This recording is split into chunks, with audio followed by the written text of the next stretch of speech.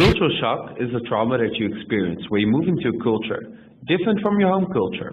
Frustrations may include lack of food, unacceptable standards of cleanliness, different bathroom facilities, and fear for personal safety. People experience cultural shock when they are in a country where yes may mean no, where prices are negotiable, and where laughter may signify anger. Major symptoms of cultural shock: homesickness, boredom, withdrawal, avoiding contact with host nationals, need for excessive amounts of sleep, compulsive eating and drinking, irritability, exaggerated cleanliness. There are 3 stages to culture shock. The first is initial euphoria. This beer came with a free hand towel. How good is that? Oh look, there are Buddhas carved in the rocks. Oh my god, there's sushi. What are all these colourful things? Whoa, that is a mountain. Oh, a vending machine. It's a vending machine. Oh, another vending machine. Just open my bank account. Only got a free towel with my bank account. You would not get that in the UK. Yeah, it's a water bill. The second is irritation and hostility. Literally, I'm running out of room for all these flipping towels. Well, I just got my internet, but I've hit a bit of a snag. I can't read any of this. Where are the goddamn muffins? Hello, I'm having problems with my internet. Oh, Nihongo ga wakarimasen. I don't speak Japanese. For God's sake, why won't this mug just work? English? No? Oh, okay. Yeah, well I don't need the internet anyway.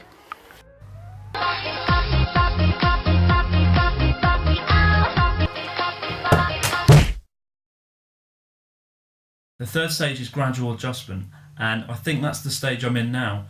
There are days where I feel like I'm in a giant theme park, and there are days where I feel like there's a barrier between me and the Japanese people. So at the very least, culture shock is making me, is driving me to learn Japanese. Hereby follows an interview of Terence Kelderman, a student at the Hague University who went to Japan on exchange.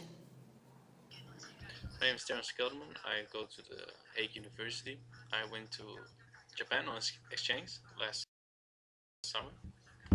Why I chose Japan? Well, I really wanted to go overseas on exchange, and the option between North America, South Africa, Australia, South Korea, and South America and Japan. I thought, well, why not go to Japan? It's different. I will never go to Japan on a holiday, so why not? Let's go to Japan. I basically chose Japan because I thought, I can go to Japan, so why not go to Japan? And I have to say, it worked out pretty well. Um, Japan is an amazing country, really amazing. I can tell you all about it, but for you to believe it, you'll have to go there. I mean, for instance, the university, Kansai Garai, it's huge. It's really huge campus. It has maybe 13,000 students, four cafeteria. I mean, big size cafeteria, not like in our own school. Um, there's even a McDonald's on the premises, so it's like a Starbucks lookalike.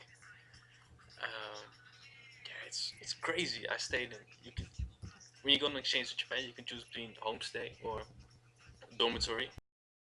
Homestay is with the Japanese family. I thought, well, that sounds nice, but then I thought, well, I want to have my freedom, so I chose dormitory. You stay with international students in an apartment, and that is fun. You get to know people from all over the world. You're trying to get along with each other, trying to learn everything from each other's culture, trying to learn this. Picked up a few words in Philippine. Just imagine Philippine, also Swedish. Yeah, it's pretty. Yeah, how do I say it? It's pretty good for yourself. If you go on exchange to Japan and you choose dormitory stay, that's that's awesome. However, if you want to go to the homestay, I can understand that because you get to know how Japanese people really live. So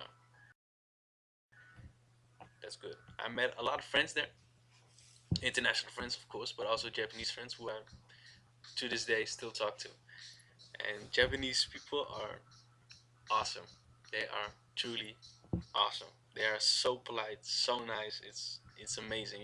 You get the feeling that Japanese people are really distant, but they are at the beginning. You can feel there's a distance, but when you get to know them, like the distance just goes away. You're in the inner circle, and I felt a lot of warmth from the Japanese people. That if I want to know something about, hey, what's that? Why is this? They can tell me, oh yeah, this and that, and that's how it is. And like, oh okay, thank you for explaining. Let's see if you experience that in the Netherlands, like, why is this? You get a rude answer like, yeah, that's the way it is. And move along.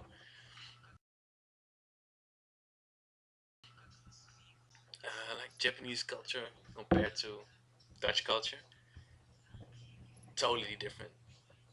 Totally different. You can feel the distance from Netherlands to Japan, maybe like 13,000 kilometers. It's really there. It's so amazing. In Japan, everything is so clean.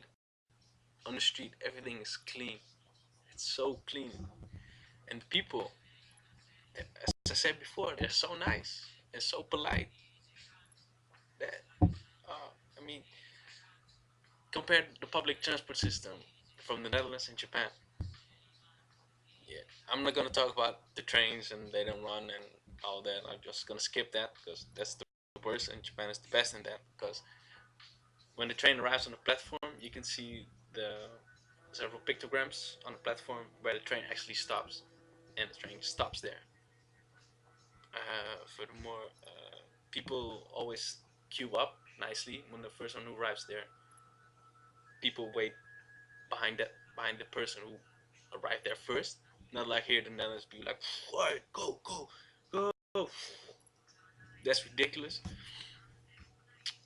Also, when you're in the train, actually, when you're using public transport, it is so silent. People do not talk on the train, and that's the one thing I really miss from Japan.